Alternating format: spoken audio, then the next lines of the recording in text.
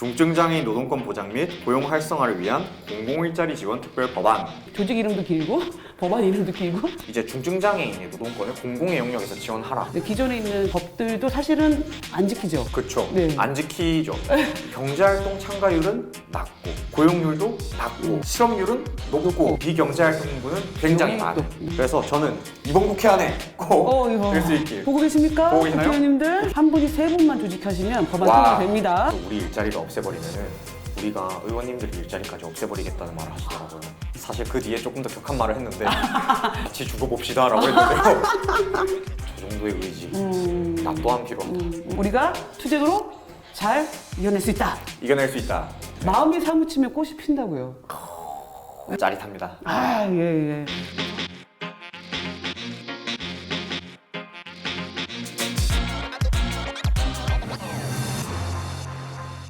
네, 안녕하세요. 전정현 유튜브 전달, 우리 메인 사회자이신 박경석 대표님이 뭐 휴가 처리를 해달라고는 하였는데, 그래서 오늘은 제가 대신 진행을 하게 되었습니다. 근데 우리 박경석 사회자님께서 삐지실까봐 제가 특별히 이렇게 사진을 준비했습니다. 이 전달 찍는 내내 우리 사회자님 함께하고 계시다. 서운하지 마시라 말씀드립니다. 제가 절대 메인 사회자 자리를 꿰차지 않겠습니다. 라고 말씀을 드리고 시작을 하도록 하겠습니다. 꽤 차셔도 될 것 같은데. 아, 그래요? 네. 그럼 하면 안 돼요. 아, 그런 말 하면 안 되나요? 보고 알겠습니다. 계세요. 네, 아, 그렇죠. 예. 그렇죠. 네, 알겠습니다. 날카롭게. 예. 네. 법안 관련한 이 유튜브 전달에서 법안 관련한 이야기를 하고 있는데요. 그리고 오늘은 중증장애인 공공일자리 관련한 특별법을 가지고 오늘 이 자리에 우정규 우리 정책국장님 모시고 이야기할 거고요. 네.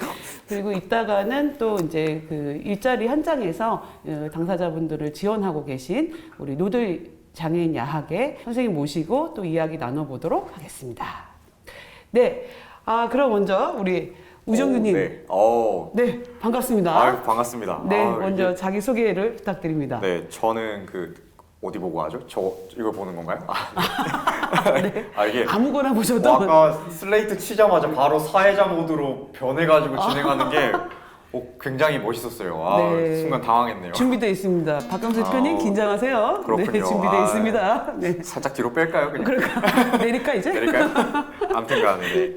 네. 저는 전국 권리중심 중증장애인 맞춤형 공공일자리 협회 이름이 되게 길죠. 네. 전권협의 우정규 활동가입니다. 네, 정책국장으로 일단 활동을 하고 있는데요. 법안 이름이 너무 길어가지고 네, 너무 막 그게 안 돼. 몇 글자예요? 도대체 법안 이름이? 안 세봤어요. 제가 활동하면서 이름에 늪에 빠져가지고 제가 이름이 긴 조직에서 이름 긴 투쟁을 하고 있는 활동가인데요. 제가 한번 읽어볼까요? 법안의 풀네임. 풀네임 한번 해. 네. 중증장애인 노동권 보장 및 고용 활성화를 위한 공공일자리 지원 특별 법안이고요. 이걸 또 줄여서 중증장애인 공공일자리 지원 특별법이라고 했는데 줄임말도 기네요. 네. 줄임말이 줄임말 같지 않네요. 그러게요. 근데 우리가 또 빼놓을 수 없는 중요한 이 법안의 핵심이 담겨 있는 것 같아요. 약칭에. 맞습니다. 중증장애인이 공공일자리 형태로 일하는데 그것을 지원하기 위한 특별법이다. 그러니까 딱 이렇게 약칭에 핵심이 딱 담겨 있는 것 같아요. 맞습니다. 엑기스를 뺄 수가 없었어요. 그러니까 우리가 좀 조직 이름도 길고 법안 이름도 길고 욕심이 많아. 다 넣고 싶어. 그죠? 네, 맞아요. 그래서 이제 나중에 자막에는 알아서 잘 줄여주실 거라 생각하고 네. 네. 뭐 조직 이름은 정권협으로 법안은 특별법으로 이렇게 부르겠습니다. 오늘은. 예. 아유, 준비돼 있네. 네. 그냥 이제 어젯밤 11시부터 준비했어요.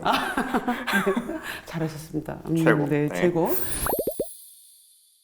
지난 5월 1일 날 세계 노동절 때 그때 법안이 발의가 됐죠? 네. 네네네. 이 법안의 핵심 내용이 그래도 뭔지 조금 간략하게 설명 부탁드릴게요. 핵심 내용을 이야기하면서 이제 배경에 대해서 좀 간략하게 이야기를 해야 되는데요.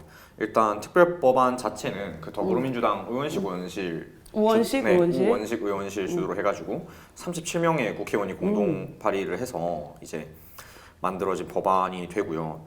일단 배경에 대해서 간략하게 이야기를 하자면은 지금 이미 한국은 장애인 고용 촉진 및 직업 재활법이 제정이 돼 있어요. 제정된 지 한 33년, 34년 정도 된 법안이 있고요. 그런데 그 법이 굉장히 오래전에 만들어진 것과 무색하게 2023년 현재에도 중증장애인의 노동권 현황은 좀 굉장히 열악한데요. 흔히 그 장애인이나 비장애인이나 그것을 막론하고 경제활동에 대한 지표를 볼 때 여러 가지 지표를 보는데 경제활동 참가율, 뭐 고용률, 실업률, 그리고 비경제활동 인구를 보게 됩니다. 경제활동 참가율로 그냥 간략하게 예를 들자면은 한 비장애인이 60% 정도 돼요. 그러니까 일을 할 수 있는 의사가 있는, 그리고 일을 하는 사람에 대한 인구가 한 60% 정도 된다는 건데요. 그리고 여기서 장애인으로 넘어오면은 경증 장애인이 한 40%, 그리고 중증 장애인이 한 20% 정도 됩니다. 장애인 중에서도 중경증의 차이가 한 절반 정도 나는 거예요. 굉장히 두 큰 개의 차이가 격차거든요. 나네요. 네. 요약을 하면은 장애인은 경제활동 참가율은 낮고 고용률도 낮고 실업률은 높고 그리고 비경제활동 인구는 굉장히 많은. 높죠. 네. 고용의 영역에 있어서 열악한 부분의 지표는 다 1등을 차지하고 있는 셈이죠.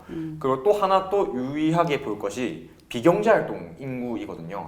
비경제활동 인구는 그러니까 이 사람이 추후에 일을 할 것이냐, 일할 의사가 있느냐, 구직을 위해서 어떠한 노력을 하는 사람인가, 아니면 구직 의사가 있는가 없는가, 약간 이런 거에 대해서 이야기를 하는데 대부분의 중증장애인 인구는 구직 의사가 없는 사람으로 이제 지표상으로 분류를 하고 있는데요. 또 이게 어떻게 보면은 해석하기에 나름이에요. 장애인이 일할 의사가 없는 것이냐, 아니면 사회가 중증장애인에게 일할 의사를 포기시켰느냐, 좌절시켰느냐에 대한 것인데, 사실 지금 이제 한국에서 뭐 고용노동부 그리고 한국장애인고용공단의 주도로 많은 정책들이 되고 있지만은 장애인 고용 촉진 및 직업 재활법에서 만들어지는 제도가 사실 중증장애인이 접근하기 굉장히 좀 어렵습니다. 경증장애인 중심으로 굴러가는 제도이고 그런 이제 정책이라고 비판을 하고 있고요. 그래서 특별법의 취지는 이제 중증장애인의 노동권을 공공의 영역에서 지원하라라는 내용을 담고 있고, 사실 뭐 저희가 이 법안을 좀 아이디어를 내고 만드는 과정에 있어서는 굉장히 좀 파격적인 이야기들이 많이 나왔지만은 실제 통과를 좀 목표로 하게 되면서 뭐 국가와 지자체 그리고 공공기관의 장애인 의무고용 계획이랑 뭐 그런 이제 장애인 고용을 할 계획, 촉진 계획을 담게끔 의무화하는 내용으로 이렇게 만들어지게 되었습니다. 아까 그 노동의 권리를 아예 박탈당하는 게 아니냐 네네, 이런 그렇죠. 말씀을 주셨는데, 그래서 이제 일자리의 성격을 중증장애인이 일할 수 아예 접근이 안 되니까 일자리에 민간 일자리에, 그러니까 공공의 영역에서 그 일자리를 만들어내는 거. 그래서 공공 일자리, 네. 네, 이런 지원 특별법, 이 이제 그런 배경에서 나온 법안이다라는 네, 그렇죠. 거죠. 네, 그래요.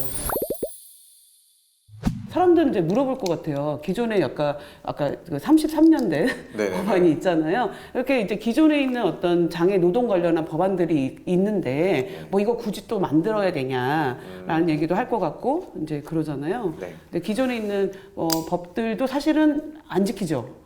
그렇죠. 네. 안 지키죠. 그리고 네. 안 지키는 거를 용인하게끔 만들어 놓은 게 가장 큰 문제라고 생각합니다. 지금 뭐 장애인 고용 촉진 및 직업 재활법에 따라 가지고 뭐 장애인 의무고용률, 의무고용 제도, 그리고 고용 장려금, 고용 부담금 이런 제도가 있잖아요. 고용 부담금은 간략하게 말하면 리스크인 거죠. 너네가 장애인의 고용을 어느 정도로 준수를 해야 하는데 이걸 지키지 못했으니 너네는 이 정도의 사회부담금을 내야 해 라는 이제 제도인 거고, 고용장려금은 너네가 장애인 의무고용을 잘 지켰어, 그리고 사업체가 작은 데에 비해서 장애인 노동자가 많네, 이건 칭찬받아야지 해가지고 주는 뭐 보상의 형태인 거죠. 어떻게 그렇죠? 보면은 네, 사업주에게 장려금? 가는. 네. 그런데 사실상 뭐 장애인 의무고용률, 고용부담금 제도가 장애인의 고용을 합법적으로 회피하는 수단으로만 자리 잡고 있습니다. 왜냐하면 고용부담금의 수준이 기업의 입장에서 무섭지가 않습니다. 장애인 한 명을 채용하지 않았을 때 내는 고용부담금의 수준은 최저임금의 60% 수준밖에 되지 않아요. 근데 이게 기업이 커지면 커질수록, 예를 들어서 뭐 삼성이나 뭐 SK 이런 데는 뭐 신입사원 평균 연봉이 막 6천 뭐 이렇게 가까이 되잖아요. 정말 높은 데는 막 1억이 된다 막 이런 이야기도 있는데, 그러면 차라리 장애인을 고용하지 않고 부담금을 내는 게 기업 입장에서 이득이라는 거죠. 그걸 이제 합법적으로 용인하는 수단에 용인하고 있는 수단에 불과하고요. 그래서 뭐 고용 장려금도 더욱이 확대돼야 되지만은 고용 부담금이 정말 그 고용 부담을 줄 수 있도록 하는 수준으로 좀 강화되는 기능이 필요한데, 현행 장애인 고용 촉진 및 직업 재활법 체계 안에서는 이게 더욱 확대되는 게 조금 어렵습니다. 왜냐하면은 장애인 전체에 대한 기준이고 중경증을 취합하고 있기 때문에 이제 그 기준이 더욱 강화되기도 어렵고, 고용노동부랑 이제 입법을 하는 사람들도 그 리스크에 대해서 기업들 눈치를 보게 되겠죠. 근데 반면에 중증장애인 공공일자리 지원 특별법은 이러한 장애인의 고용에 대한 의무가 국가 및 지방자치단체에 있다. 너네들이 이것을 책임지고 해야 된다. 그리고 공공기관 그리고 공기업 너네들도 이거 피해갈 수 없다. 너네도 당연히 재원으로 운영되는 것이고 이것과 관련해 가지고 함께 책임을 져야 된다라는 의무를 함께 전달하고 있는 거죠. 메시지가 되게 강하다고 생각을 해요. 또 이 법안이 만들어지기 전에도 지금 이제 전국적으로 이 일을 하고 있잖아요. 그죠? 서울에서 처음 시작했고 서울에서만 하는 게 아니라 지금 전국적으로 지금 이 일자리가 되고 있다고 알고 있는데 현황이 얼마 이렇게 어떻게 되고 있죠? 지금까지 노동의 영역에 있어서 중증장애인은 그 끊임없이 그 사회 변두리로 밀려났거든요. 여러 가지 이유가 있었겠죠. 그런데 그 노동의 영역에서 배제되었던 중증장애인이 이제 그 권리생산 일자리로, 그러니까 장애인 노동자에게는 권리로서의 일자리를 참여하고 지방자치단체는 의무로서 일자리를 지원하게 되는 이제 구조이고, 장애인이 이제 지역사회에 살아가면서 다양한 인프라가 필요하죠. 그러니까 누군가에겐 그게 뭐 이동권의 영역일 수도 있고 뭐 탈설 당사자일 수도 있고 여러 가지 지원 체계가 있겠지만은 노동의 영역에서 그리고 지역사회에서 일을 하면서 살아가기 위한 지원 체계이고요. 그리고 특히 좀 고용의 영역에서 열악한 사람들을 좀 우선적으로 채용하고자 하는 일자리입니다. 그래서 장애 정도가 이제 극도로 심하시다든지 뭐 중복 장애인이라든지 뭐 발달 장애인이라든지, 그리고 뭐 특히 지역사회에 살아가면서 사회 연습이 또 많이 필요하고 지원 체계가 더 많이 든든하게 갖춰져야 되는 탈설 장애인 당사자분들을 좀 우선적으로 채용하고자 하는 일자리고요. 문화예술, 인식 개선, 권리 옹호 활동 세 가지 3대 직무로 이렇게 구성된 일자리입니다. 근데 권리 중심 공공 일자리가 전국에 다 있는 것은 아니고요. 2020년도에 서울에서부터 출발을 해서 지금은 한 전국에 한 8개 지역, 2023년 6월 기준으로 했을 때 한 1200개 정도 전국에 있는 일자리입니다. 뭐 근데 중증장애인 인구가 98만인 걸 생각할 때뭐 98만 명이 있는데 1,200명이 일하고 있다? 중증장애인 맞춤형 일자리로 나온 거는 저는 그 정도밖에 없다고 생각을 해요. 뭐 이거 관련해 가지고 뭐 정부 관계 부처를 만나면은 아니 우리 이미 중증장애인 일자리 뭐 지원하고 있다. 보건복지부 공공 일자리도 중증장애인 참여하고 있지 않느냐라고 했는데, 저는 사실 이건 좀 현장과 동떨어진 실태라고 생각을 해요. 사실 뭐 공공기관도 그렇고 대부분의 기관이 장애인을 채용할 때 정말 솔직하게 사업주는 그 중에서도 그나마 덜 장애인을 뽑고 싶어 하는 거죠. 경증. 덜 장애인 일자리인데? 장애인 일자리인데 경증인 사람을 뽑고 싶은 거예요. 이게 그렇다 보니까 중증장애인이 지원을 할 수 있으면 뭐해요. 결국 그 필터링 되는 과정에서 또 중증 떨어지거든요. 저는 아직 한국 사회가 공공부문에 대한 일자리에 대해서 고민이 부족하다고 생각해요. 중증장애인 공공일자리뿐만 아니라 어르신 일자리도 굉장히 열악하고요. 공공부문에 대한 고민도 여전히 부족한데 장애인 일자리에 대한 고민은 정말 턱없이 부족하고, 그리고 그것에 대해서 정책을 제도화하려고 하는, 그게 입법의 영역이든 행정의 영역이든 뭐 전문가 집단도 너무 적고, 그리고 또 이거를 요구하는 사람들 또한 아직까지 권리 중심을 모를 수도 있죠. 그래서 지역에 있는 장애인 조직들이, 장애인 단체들이 권리 중심 일자리를 더욱 많이 요구해야 되는 상황이기도 합니다. 사실 그래서 또 법이 필요한 것 같아요. 맞아요. 네. 어느 지방자치단체에서는 하고 어느 데서는 그냥 뭐 필요해? 뭐 기존에 있는 걸로 안 돼? 뭐 돈 없어? 뭐 이래서 안 하고. 맞아요, 그래서 사실은 네. 그것을 입법으로서 지방자치의 의무로서 하게끔 만들어놓은 게 이제 입법이잖아요. 그렇죠. 네. 그래서 이제 입법이 되게 중요한 것 같고. 5월 1일 날 발의한 거면 얼마 안 됐잖아요, 발의한 지. 그렇죠. 네. 근데 사실 이 국회가 이 만만치 국회가 이제 남은 시간이 1년도 이제 채 남지 않았는데 임기가 어떻게 될 것 같아요? 뭐 어떻게 될 것 같냐라고 하면 사실 잘 모르겠어요. 정말 솔직하게 말하면 저는 잘 모르겠어요. 근데 저는 이 법이 전 충분한 당위성을 가지고 있다라고 생각하거든요. 그리고 정말 크리티컬하게 의원들이나 그리고 정부 부처가 반대할 만한 내용들은 그 법을 만들기 위해 논의하는 과정에서 다 빠졌어요. 전 오히려 이게 아쉬워요. 왜냐면은 저는 중증장애인 공공일자리 지원 특별법이라고 했을 때 이 법이 가지고 있는 그 사회에 대해 가지고 있는 잣대랑 그 의무의 문턱이 조금 더 높고 강해야 된다 생각했거든요. 근데 많이 줄였죠. 그래서 이제 공공기관, 뭐 국가, 지방자치단체, 뭐 정부 부처랑 이제 뭐 서울시 같은 그런 지방자치단체와 지방공기업까지 다 포함을 해가지고 이제 그들이 장애인 의무 고용을 위해서 어떠한 계획을 가지고 있는지 이제 그거에 대해서 매해 철저하게 보고하게끔 하는 의무가 생기는 건데 사실 저는 이거는 법 제정 이전에 이미 했어야 된다라고 생각을 해요. 왜냐면은 한국 사회가 이 고민을 가지지 않기 때문에 통계에서도 배제된 거거든요. 이게 뭐 정보라는 게 정말 별것 아닌 것 같지만은 한국 사회에서 장애 분리 통계나 이런 거에 대해서 명확한 지표를 가지고 고민하지 않았거든요. 근데 이러한 데이터 값을 가지게 되면서 조금 더 체계적인 고민을 하기 위한 정말 기본적인 근간이 될 거고, 저는 한국 사회가 여전히 경중 중심의 장애인 고용 정책을 척파하지 못했다 생각하고, 저는 고민도 없다라고 생각합니다. 뭐 고민을 하고 있다라고 뭐 고용노동부 주장하고 있지만은 저는 보고 있을 거예요. 네, 저는 고용노동부가 그 고민하고 있지 않다고 생각합니다. 그렇기 때문에 더욱 강력한, 그리고 중증장애인 노동에 대해서 목소리 높일, 그리고 이 일자리가 지방 정부에서 만들어지기 위한 강력한 근거 규정으로서 저는 공공일자리 지원 특별법이 제정되어야 된다 생각하고요. 그 당위성은 이미 준비되고 있습니다. 그리고 공공일자리 지원 특별법이 뭐 중증장애인 공공일자리 지원법으로 출발하지만은 결국 더 많은 공공일자리에 대한 함의가 나올 겁니다. 공공의 노동은 갈수록 확장이 되고 있고 이제 그 가치에 대해서 저는 가장 열악한 중증장애인이 먼저 질문을 던지고 있다 생각하거든요. 비장애인도 일자리에서 산업체에서 밀려나게 되고, 그런데 이 가장 열악한 노동의 현황에서, 현실 속에서 가장 열악한 이들이 가장 먼저 던지는 이 질문이 법안으로서 저는 좀 받아들여져야 된다 생각합니다.